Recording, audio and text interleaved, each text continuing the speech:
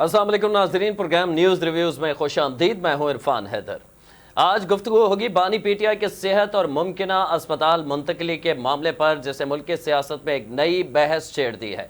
ज़राए के मुताबिक हुकूमत बानी को शिफा अस्पताल मुंतकिल करने पर आमादा थी और इंतजामात भी मुकम्मल कर लिए गए थे। ताहम शर्त यह थी कि इलाज की तफसीलात मंजर आम पर नहीं लाई जाएंगी और कारकुनान को अस्पताल नहीं बुलाया जाएगा। दूसरी जानिब बानी की बहनों का मौक़िफ़ है कि उनके भाई को नज़र नहीं आ रहा और उनके ज़ाती डॉक्टर्स को फौरी रसाई दी जाए। डॉक्टर्स के नाम पर इख्तलाफात के बायस मुंतकली का मामला रुक गया। इसी दौरान खैबर पख्तूनख्वा में सिक्योरिटी जैमर और गाड़ियों के मामले पर भी तनाज़ा सामने आया है, जहां सरकारी ज़राए के मुताबिक वज़ीर आला सुहेल आफरीदी के लिए गाड़ी साबिक वज़ीर आला अली अमीन गंडापुर से वापस ले ली गई, जबकि पुलिस का कहना है कि सिक्योरिटी वापस नहीं ली गई है। सवाल यह है कि क्या यह मामला सिर्फ तिब्बी नौयत का है या इसके सियासी असरात भी होंगे और बानी के सेहत की असल सूरत हाल क्या है। उधर बानी की बहनों ने आज अपने पार्टी के अहम रहनुमाओं पर अदम एतमाद का इजहार कर दिया है, जिनमें चेयरमैन बैरिस्टर गौहर भी शामिल हैं। वहीं साफ अल्फाज में अलीमा खान ने यह भी कहा है कि हमारी मुदाखलत पहले पता थी, अब सामने होगी। इस सब के असरात क्या होंगे, इसी पर आज हम प्रोग्राम में बात करेंगे। और अलीमा खान साहबा की गुफ्तगू भी मैं चाहूँगा कि आप लोग सुने। किस कदर ज़ाहिर है उनका भाई जिस हालत में है, जेल में है, फिर उनकी आंख के हवाले से तशवीशनाक खबरें आई, गो के हुकूमत ने कहा कि सब अच्छे की रिपोर्ट है, चेकअप हो गया है, लेकिन इस सारी सूरत हाल में तशवीश का अंसर अब भी मौजूद है, क्योंकि किसी फैमिली मेम्बर की अब तक मुलाकात नहीं करवाई गई है। इस सारे में फ्रस्ट्रेशन भी है, गुस्सा भी है, पार्टी में अंदर इख्तलाफात भी मौजूद हैं। आज जिन रहनुमाओं पर अलीमा खान साहिबा ने अपनी दीगर दो बहनों के हमरा अदम एतमाद का इजहार कर दिया है, ये आप शॉर्ट सुनेंगे तो आपको पता चलेगा कौन कौन से रहनुमा हैं। हामिद खान किधर है, खोसा साहब किधर है, अली जफर किधर है, और गौहर साहब जो सेहत के लिए इतनी फिक्र कर रहे थे, जो सेहत के लिए पूरा ये कम्युनिकेट कर रहे थे, इमरान खान की सेहत को जो फारिग करवा दिया, तो गौहर साहब किधर है? इस वक्त चेयरमैन है, कहाँ है? इधर क्यों नहीं केस के लिए खड़े हुए? और अली बुखारी किधर है जो इस्लामाबाद के हैं? आप हमारे से सुनेंगे, जो आप लोगों का काम था वो करें पहले जाकर। हमारी इंटरफेरेंस अब हम आपको पब्लिकली बताते हैं। पहले प्राइवेटली रिक्वेस्ट किया था, अब हम आपको पब्लिकली आखिरी वो जो लास्ट सेकंड दोनों मुलाकात। इसी पर प्रोग्राम में बात करेंगे। आसिफ बाजवा साहब मुस्लिम लीग नून के सीनियर रहनुमाओं में आपका शुमार होता है। बहुत शुक्रिया बाजवा साहब वक्त के लिए। ये कहिएगा, पहले तो मामला ये चल रहा था कि हुकूमत ज़ाती मुआलजीन तक रसाई नहीं दे रही, फिर ये बातें भी सामने। अलीमा खान साहबा ने खुद एतराफ़ भी किया था कुछ रोज़ कबल के 2 डॉक्टर्स के नाम मांगे गए थे, लेकिन हम नहीं चाहते कि डॉक्टर्स भी अपनी मर्जी से भेजें, हम ये चाहते हैं कि शिफा इंटरनेशनल उन्हें मुंतकिल किया जाए। फिर अब आज ये जंग की रिपोर्ट है जिसमें कहा गया है कि हुकूमत एग्री हो गई थी उन्हें अस्पताल मुंतकिल करने के हवाले से, लेकिन कुछ डॉक्टर्स की निगरानी का मामला या ज़ाती मुआलजीन के अलावा जो घर वालों की मुलाकात का मामला है, उस पर कुछ तनाज़ा पैदा हुआ, जिसके बाद हुकूमत ने फैसला बदल दिया और सिर्फ चेकअप करवाया। तो अगले कुछ दिनों में हम कह सकते हैं कि बानी को अस्पताल मुंतकिल कर दिया जाएगा, या जो डॉक्टर्स की रिपोर्ट है उससे हुकूमत सेटिस्फाई और हुकूमत चाहती है कि सिर्फ चेकअप उनका होता रहे, ऐसा कोई सीरियस मसला नहीं है। बिस्मिल्लाहिर्रहमानिर्रहीम। आपका बहुत शुक्रिया, आपने मुझे इनवाइट किया और वक्त दिया। सर, गुजारिश ये है कि बानी पीटीआई के फरिश्तों को भी इल्म नहीं था और उनकी बहनों को भी इल्म नहीं था, उनकी पार्टी को भी इल्म नहीं था। कोई पाकिस्तान में ये शख्स क्लेम नहीं कर सकता कि किसी को ये इल्म था कि बानी पीटीआई की नजर को कोई मसला है और उस वक्त रात को पिम्स हॉस्पिटल में उनको लाया गया है। ये जो पीटीआई के दोस्त हैं वो बड़ा क्लेम करते हैं, जी हमारा बड़ा, हम केयर टेकर हैं, हम ये हैं वो हैं। किसी को इस बात का इल्म नहीं था।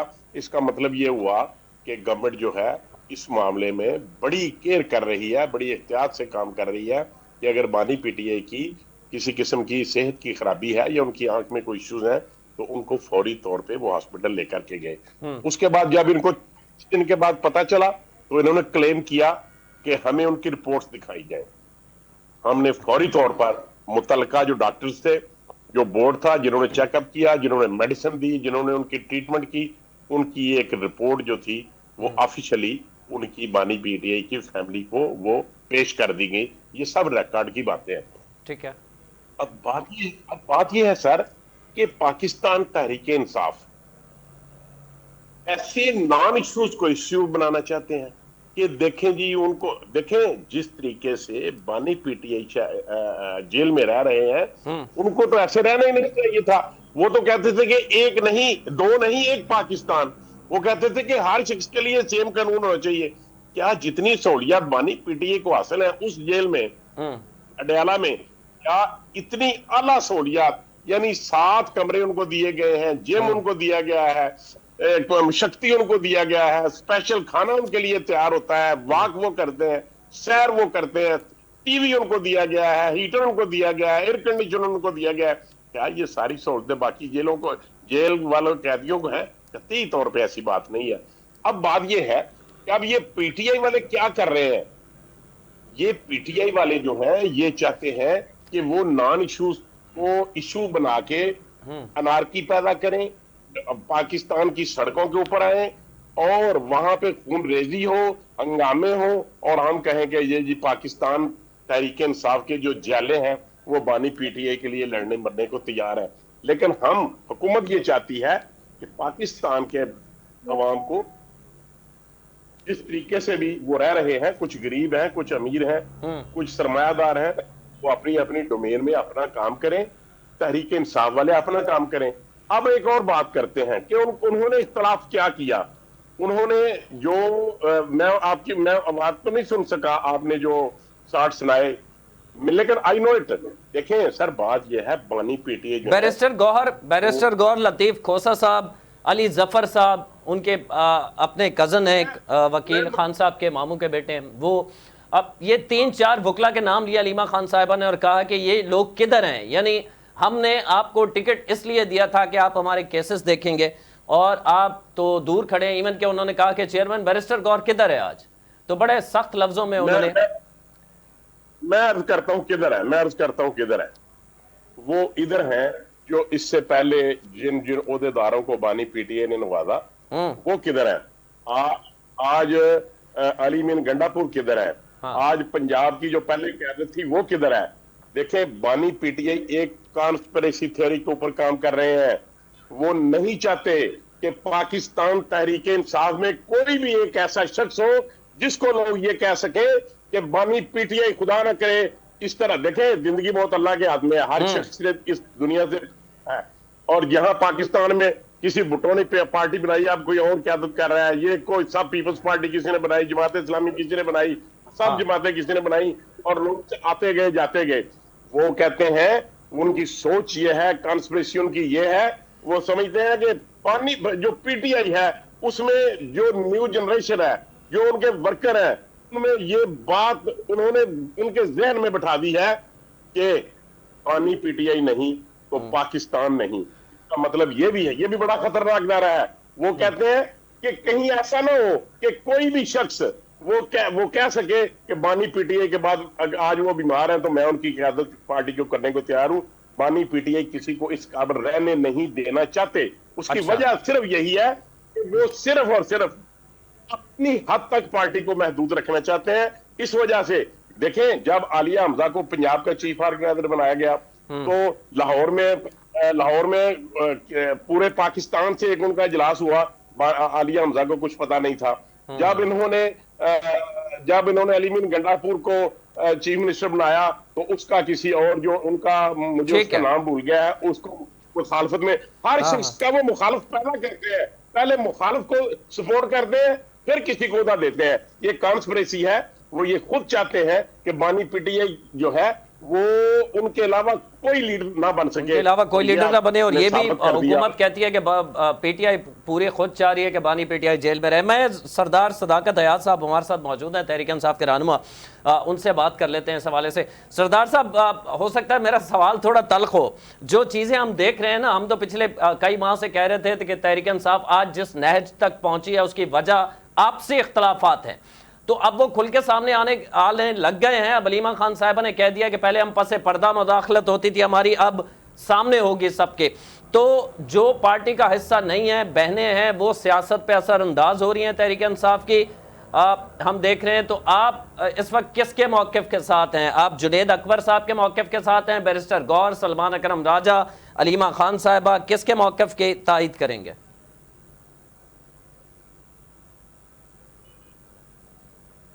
सरदार सदाकत साहब सुन पा रहे हैं मुझे? आपका माइक बंद है, अगर आप माइक खोल देंगे तो हम तक आवाज पहुंच पाएगी।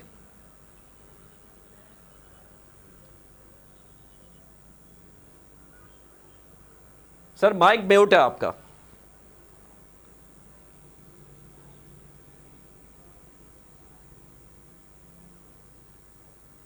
सरदार सदाकत साहब, आपने माइक अपना खुद म्यूट किया हुआ है, जिसकी वजह से हम आपको सुन नहीं पा रहे।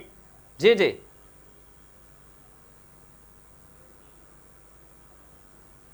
मेरा ख्याल है कि उनका माइक जी जी माइक, वो माइक ऑन करना ही भूल गए हैं, हमारे साथ जुड़ तो गए हैं, लेकिन उनकी तरफ से चूंकि माइक बंद है तो हम उसमें कर भी कुछ नहीं सकते।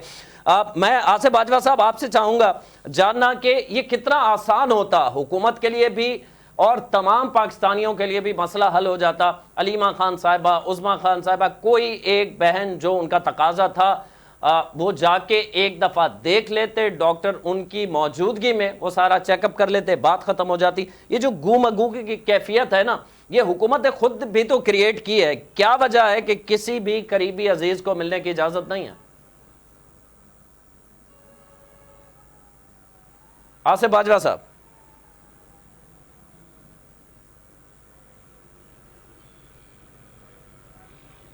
आसिफ बाजवा साहब, आप सुन पा रहे हैं मुझे? देखिए सर, मैं आपको बड़े रिस्पेक्टफुली ये अर्ज करना चाहूंगा कि हमारी ये कतन विल नहीं है कि हम मैं मेरी बात आ रही है आपको सर? जी जी मैं सुन रहा हूं। मेरी बात आ रही है? जी जी जी जी। मैं ये समझता हूं कि पाकिस्तान इसकी इस वक्त की जो गवर्नमेंट है, हमारी ये ख्वाहिश कभी भी नहीं है कि हम उनकी मुलाकातें ना करने दें। हाँ। लेकिन आपने उनका एटीट्यूड देख लिया, जब भी वो मुलाकात करते हैं तो उस वक्त बानी पीटीआई से नई किस्म की हिदायत लेकर के आते हैं और उसी दिन कोई नई ट्वीट जो है वो आ जाती है। बात करने का मकसद ये है कि हम नहीं चाहते बानी पीटीआई से उनके वो लोग मिलें जो बाहर आके सियासत की बात करें और पाकिस्तान के अवाम को, पाकिस्तान तरीके इंसाफ के कारकुनों को वो उकसाएं और वो अनारकी पैदा करें। इस वजह से ये प्रिवेंटिव मेजर्स हैं। लेकिन अदरवाइज हम पाकिस्तान तहरीक इंसाफ के बानी चेयरमैन की सेहत के मुतल्लिक हमारा पूरा उसमें हम इन टच है। हमारा ख्याल है कि जो बुनियादी सहूलियात उनको दी जा सकती हैं या जो दी जानी चाहिए हम उनको दे रहे हैं। ये सिर्फ इस वजह से मुलाकातें हैं। और अगर कोई ट्वीट आता भी है बाजवा साहब, अगर कोई ट्वीट आता है, हुकूमत पे तनकीद होती है, एस्टैब्लिशमेंट पे तनकीद होती है, तो उससे प्रॉब्लम क्या है? हुकूमत खौफजदा हो जाती है एक ट्वीट से? इग्नोर भी तो किया जा सकता है सारे मामले को। नहीं सर, नहीं है। देखें, पाकिस्तान, आपको इल्म है, नहीं मैं आपकी कोई इशू है मेरा ख्याल है वॉल्यूम में। जी जी मैं सुन रहा हूं आपको, आप बोले। मुझे आपकी आवाज जो है ना वो डेटरेंस थी उसमें। चले अब मेरा ख्याल थोड़ी आवाज क्लियर है। देखिए, पाकिस्तान इस वक्त जो गवर्नमेंट है, हम ये नहीं चाहते कि पाकिस्तान अनारकी की तरफ जाए, पाकिस्तान कत्ल गारतगिरी और खूनगिरी की तरफ जाए। लेकिन पीटीआई जब भी उनसे कोई मुलाकात होती है वो नई से नई तजवीज देते हैं और सिर्फ वो एहतजाज की कॉल देते हैं। वो कभी कहते हैं कि हम 8 फरवरी को मुल्क बंद कर देंगे, हम पहिया जाम कर देंगे, हम पूरा। देखें, उनकी अपनी गवर्नमेंट है सूबा केपीके में, तो आप देखें कि कितने दिनों तक उन्होंने अपने सूबे को बंद किए रखा। तो हम तो और फिर वो उसमें इंटरवीन करना पड़ा, वो जो हाई कोर्ट जो है पेशावर हाई कोर्ट, ठीक है की। तो बात करने का मकसद ये, उन्होंने इंटरवीन किया और इन्होंने देखें ये कौन सा एहतजाज है कि आपकी अपनी गवर्नमेंट है, आपकी अपनी वहां पे सारे ब्यूरोक्रेसी है, सारे वहां आपके हैं, आपका खीती सूबा है। एहतजाज का मकसद तो यह है कि एहतजाज रिकॉर्ड कराएं, किसी में जलसा करें, इसी एक जगह पे बैठे। और लेकिन उन्होंने सारा शहर बंद कर दिया, सारा सूबा बंद कर दिया। तो हम नहीं चाहते कि ये लोग दोबारा चले मैं ये नई- बाजवा साहब, देखिए, जब भी सरदार वो सदाकत हैं, साहब आप मुझे हमारे साथ कोई भी मौजूद हैं वाक़यात बता काफी दें, देर से। या उन्होंने बाजवा वाक़यात- साहब सुनिएगा, सरदार सदाकत अयाज साहब पाकिस्तान तहरीक इंसाफ से पहले भी हमने कोशिश की बात करने की, हम सुन नहीं पा रहे थे आपको। इस वक्त जो तहरीक इंसाफ के इख्तलाफात थे सर वो खुल के सामने आ गए। अब तो अलीमा खान साहिबा ने जो है वो ना सिर्फ एतराज़ किया है या अदम एतमाद किया है दीगर रहनुमाओं पर, इस वक्त जो चेयरमैन है बैरिस्टर गौहर उन पे भी अदम एतमाद कर दिया है। वीडियो क्लिप आज आपने देखा होगा, शदीद नाला भी हैं। तो अब तहरीक इंसाफ के अंदर फैसले करने की सलाहियत किसके पास है सर?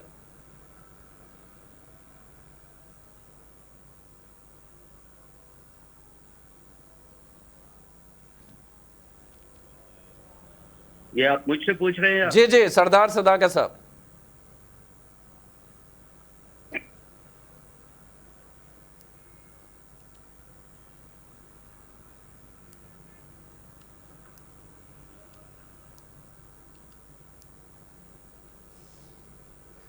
ठीक है, अब हम आपको टेलीफोन पे दोबारा कनेक्ट करने की कोशिश करते हैं। आपकी तरफ इंटरनेट का इशू है जिसकी वजह से हम आपको मुसलसल कोशिश कर रहे हैं लेकिन नहीं सुन पा रहे सरदार सदाकत साहब। आसिफ बाजवा साहब, अब अगर एहतजाज जिस तरह पहले कहा गया कि ये रिहाई फोर्स बनेगी, उसमें मैं हायल हुए। कश्मीर में, तो यहाँ इंटरनेट का बहुत इशू है। जी जी, तो आसिफ बाजवा साहब, ये अगर रिहाई फोर्स बनती है तो फिर हुकूमत के पास क्या ऑप्शन होगा? क्या इसे क्रश करेंगे या सिलसिला इसी तरह चलता रहेगा कि ठीक है पहले आपने टाइगर फोर्स बना ली, अब ये भी बना के देख लें? जरा सवाल रिपीट कीजिए, आपकी आवाज डिस्टॉर्शन थी, मैं बिल्कुल सुन नहीं पा सका। जरा दोबारा सवाल रिपीट कर दीजिए। मैं आपकी तरफ आऊंगा बाजवा साहब। सरदार सदाकत साहब, आप सुन पा रहे हैं? आप पे जी जी, मैं आपको सुन रहा हूँ। अच्छा, अब मेरा ये है कि आज जो अलीमा खान साहब गुफ्तगू सामने आई है, बैरिस्टर अली सलमान सफदर साहब और दीगर भी उनके साथ मौजूद हैं, हमने देखा कि जिस तरह उन्होंने शिकवे किए हैं, अदम एतमाद कर दिया। लतीफ़ खोसा कहाँ है? वो कह रही हैं कि बैरिस्टर अली जफ़र कहाँ है। इवन के उन्होंने कहा कि बैरिस्टर गौहर साहब जो चेयरमैन है वो कहाँ है, यानी कोई कुछ भी नहीं कर रहा उनके भाई की रिहाई के लिए। तो इस वक्त फैसले करने की पोजीशन में फिर तहरीक इंसाफ में कौन है अगर सारी पार्टी अलीमा खान साहिबा चला रही हैं? तो देखिए, अलीमा खान साहिबा पार्टी नहीं चला रही, पहली बात तो ये है। दूसरा ये है कि अलीमा खान साहिबा ने जो बातें की हैं उसमें ऐसी कौन सी गलत बात थी जो उन्होंने की? कुछ लोग हैं नहीं, ना तो वो एहतजाज में निकलते हैं, ना वो प्रोटेस्ट की कोई वो सपोर्ट करते हैं। फिर जब खान साहब की मुलाकात का दिन होता है उस दिन भी नहीं आते। ये लोग अगर आज किसी पोजीशन में बैठे हैं तो खान के नाम पे बैठे हुए हैं। अगर ये खान के लिए नहीं निकल सकते हैं तो फिर सबको बोलना पड़ेगा। फिर तहरीक इंसाफ भी बोलेगी, फिर अलीमा खान साहिबा भी बोलेंगी, फिर जो भी खान को चाहने वाले हैं वो सारे बोलेंगे। तो क्या मुस्तकबिल हम देखें कि फिर ये बैरिस्टर गौहर साहब अब अदम एतमाद जो अलीमा खान साहिबा कह देती हैं, अली अमीन गंडापुर पे अदम एतमाद किया, वो साइड पे हो गए, शेर अफजल मरवत को तनकीद का निशाना बनाया, वो पार्टी से निकाल दिए गए। तो अब इसी तरह बैरिस्टर गौहर साहब और इनकी वैल्यू भी वही रह जाएगी कि इनकी बात कोई नहीं सुनेगा तरीके? शेर अफजल मरवत साहब की जो बात है तो वो पार्टी पॉलिसी के खिलाफ चल रहे थे। अच्छा, तो इस वजह से उनको पार्टी से खान साहब ने फारग किया। अली अमीन गंडापुर साहब के खिलाफ अलीमा खान साहिबा ने मेरे नजदीक तो कोई ऐसी बात नहीं की। गंडापुर साहब नहीं, बज़ाहिर बात नहीं की, लेकिन जाहिर है उन्हीं के कहने पे ये सोहेल आफरीदी आए हैं ना। दोनों तरफ खेल रहे थे। सोहेल आफरीदी, मुझे ये बताएं कि सोहेल आफरीदी का क्या जुर्म है? एक 37 साल का जवान एक गरीब घराना से उठ के सीएम बन जाता है, खान के नाम पे वोट लेके आता है, खान के लिए वो स्ट्रगल करता है। तो मुझे ये बताएं कि सोहेल खान आफरीदी का क्या जुर्म है? ये आया उसका कोई जुर्म है कि वो इमरान खान अपने लीडर के लिए आवाज उठाता है? आज तक मुझे ये बताएं कि पीटीआई के किसी प्रोटेस्ट में किसी जगह ये नारा लगा हो कि ये जो दहशतगर्दी है इसके पीछे वर्दी है। ये नारे गुजरांवाला आपने सुने होंगे, वो तो सब ठीक हो गया। ख्वाजा आसिफ साहब इसी फौज के बारे में क्या बातें करते थे? सरदार साहब ट्विटर को ऑन करते हैं आप? सादिक साहब ने क्या कहा था? बानी पीटीआई का पर्सनल जो मीटिंग में आए तो पर्सनल जो ट्विटर अकाउंट है उसे ऑन करती है ना तहरीक इंसाफ? बिल्कुल करती है। उस पे जिस किस्म के अल्फाज इस्तेमाल हुए मिलिट्री एस्टेब्लिशमेंट के सरबराह के लिए, कहीं दुनिया में ऐसा होता है? मुझे ये बताएं कि जिस मिलिट्री एस्टेब्लिशमेंट की आप बात कर रहे हैं उसी के बारे में जब ये नारा लगता है कि ये जो दहशतगर्दी है इसके पीछे वर्दी है, तो उसको वो पूरी किसने दुनिया में दुरुस्त कहीं कहा हुआ था? है? मैं तो उसे दुरुस्त नहीं समझता ना। एक इंसान को क्रैश करने के लिए आपने अदालती निजाम को तबाह किया, आपने आइन में तब्दीली की, आपने 200 केस बना के देख लिए, वो ना झुका ना बिका, ना कोई डील की, ना उसने कहीं एनआरओ की भीख मांगी। सर वो तो डील मिलेगी तो डील करेंगे ना, जब ऑप्शन ही नहीं होगा तो क्या डील करेंगे फिर? कौन सा ऑप्शन? राना सनाउल्लाह साहब नून लीग के हैं या पीटीआई के हैं? सर वो नून लीग के हैं, लेकिन वो कह रहे हैं कि मान गए थे खान साहब, लेकिन क्यों नहीं माने थे ये भी पूरी बात नहीं बता रहे ना। वो पूरी बात आप बॉस, वो पूरी बात ये है कि वो कह रहे थे खान पाकिस्तान से बाहर चला जाए। खान कहता है पाकिस्तान मेरा सर ये बात नहीं थी। मैं बता दूं सरदार साहब बात क्या थी, मैं बता दूं। मैं इस मामले में सारा पता है। जब 26 नवंबर के एहतजाज के दौरान ये कोशिशें हो रही थी ना, खान साहब सारी डील के लिए मान गए थे, लेकिन आखिर में जब वीडियो रिकॉर्ड करने लगे तो उन्होंने कहा मैं सबूत कोई नहीं दूंगा, रिटर्न में दस्तखत नहीं करूंगा। वो डील चाहते हैं लेकिन जबानी डील चाहते हैं ताकि मेरे कारकुनान के सामने ये चीजें ना आए। मसला ये है। नहीं देखिए, अगर खान साहब डील चाहते ना तो आज खान बाहर बैठा होता, पुरस्कून जिंदगी गुजार रहा होता। अच्छा, खान ने तो फिर हल क्या है? फिर इसी तरह जेल में बैठे रहेंगे? देखें, प्रॉब्लम ये है ना कि जब भी इस कौम में कोई लीडर आया, चाहे वो कायद आज़म मोहम्मद अली जिन्ना है, चाहे वो लियाकत अली खान है, चाहे वो जुल्फकार अली भुट्टो है, चाहे वो इमरान खान है, जिसने ये बात की कि आजाद और खुद मुख्तार खारजा पॉलिसी होगी, वो सियासतदान बनाएंगे, हर आदमी अपनी हदूद में रह के वहां काम करेगा, तो उसको इसी तरह क्रैश किया गया। सर ये सादा लोगों के लिए सरदार साहब ये तो सुन ले, सादा लोग कारकुन है ना, सादा लोग, उनके लिए ये बातें आपकी बहुत अच्छी हैं। मेरे लिए इसलिए नहीं अच्छी कि जो बंदा जब 4.25 साल इक्तदार में था तो उस वक्त उसने ये बातें क्यों नहीं की कि खारजा पॉलिसी मैं बनाऊंगा। वो तो 4.25 साल बाद उतरने के बाद कहता है मेरे हाथ में कुछ था ही नहीं। खान के खिलाफ भी क्यों खड़े हुए? जब यूनाइटेड नेशन में गया उन्होंने स्पीच लिख के दी, उसने कहा नहीं मैं लीडर हूं, मैंने स्पीच करनी है, मैंने क्या कहना है वो मुझे पता है, मैं किसी के डिक्टेशन पे नहीं चलूंगा। तभी तो इख्तिलाफात शुरू हुए। ये राना सनाउल्लाह साहब ने ही कोट किया था कि चीफ ऑफ आर्मी स्टाफ 2 घंटे वेट करता रहा, पीएम ने टाइम नहीं दिया। 22वें स्केल का एक ऑफिसर वो पीएम को नहीं चला सकता। लेकिन वो मसला ये है सरदार साहब, चले आपकी बातें बिल्कुल दुरुस्त हैं, लेकिन वही 22 ग्रेड का अफसर जब रिटायर हो जाता है तो खान साहब ऐवान सदर में मिन्नत तरला करके आरिफ अलवी साहब के उनसे मुलाकात करते हैं, और उस मुलाकात के नतीजे में तय ये होता है कि पंजाब और केपीके की असम्बलियां तहलील कर दी जाएं। और फिर वीडियो बयान मौजूद है, कहते हैं कि मैंने बाजवा साहब के कहने पर 2 असम्बलियां तोड़ी थी। अब 22 ग्रेड के ऑफिसर रिटायरमेंट के बाद आप खुद उसे इतनी अहमियत दे रहे हैं। देखें, उसका उन्होंने रीजन ये बताया था कि बाजवा साहब ये कहते थे कि जब ये असम्बलियां भी तहलील हो जाएंगी तो इलेक्शन हो जाएगा। तो वो तो उनसे तो मशवरे नहीं लिए जाने चाहिए ना, उनका तो ये काम ही नहीं है सियासत। अभी आप खुद कह रहे थे, फिर आप उनसे ऐवान सदर में जाके मिलते हैं और मशवरा लेते हैं। जब आप इलेक्शन की तरफ जाते हैं तो तमाम स्टेक होल्डर्स को बैठाते हैं, मशवरा नहीं होता। फिर वो नहीं, रिटायरमेंट के बाद क्यों बिठाया था? ये 2023 की बात है, 22 में रिटायर हो गए थे बाजवा साहब। जब मुझे ये बताएं कि जब पंजाब की असेंबली भी तहलील हो गई जी, जब केपीके की असेंबली भी तहलील हो गई, पाकिस्तान तहरीक इंसाफ के तमाम एमएनएज ने रिजाइन कर दिया, तो बाई इलेक्शन नहीं होते, फिर दोबारा नया इलेक्शन होता है जी। तब तो उन्होंने ना तो किसी को तब आइन और कानून याद रहा ना।